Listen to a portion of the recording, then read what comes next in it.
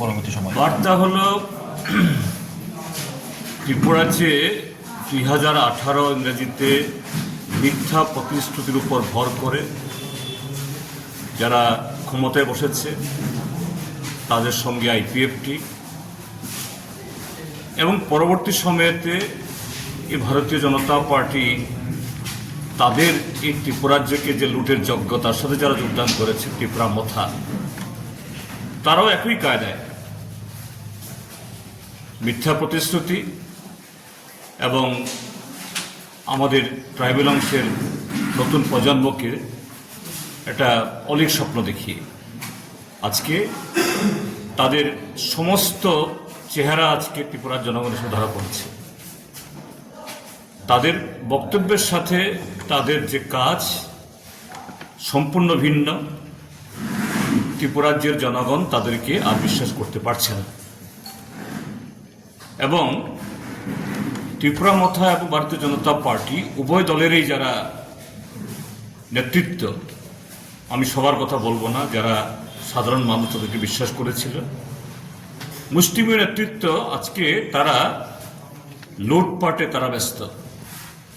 প্রতিযোগিতা চলছে পঞ্চায়েত থেকে মহাকরণ অবধি, শিক্ষা থেকে স্বাস্থ্য, সমস্ত ক্ষেত্রেতে।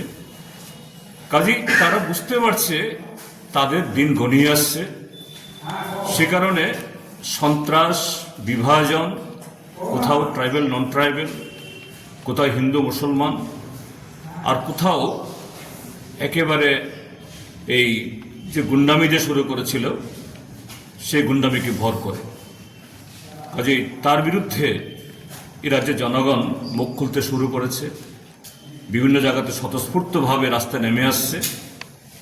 তো আজকে আমাদের এই সম্মেলনে আমরা এই বিষয়গুলো আলোচনা করেছি যে গত 6 বছর, 6.5 বছর হয়তো বা আমরা এই জোয়ারের সামনে দাঁড়াতে পারিনি, কেননা কিছু লোককে এরা এই মিথ্যা প্রলোভন দিয়ে বাইক বাহিনী, সন্ত্রাস বাহিনী তৈরি করে আমাদের যাবতীয় গণতান্ত্রিক কাজে তারা বাধা সৃষ্টি করছিল।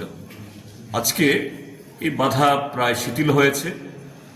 এই যে পরিবর্তিত পরিস্থিতি, এটা কাজে লাগাতে হবে।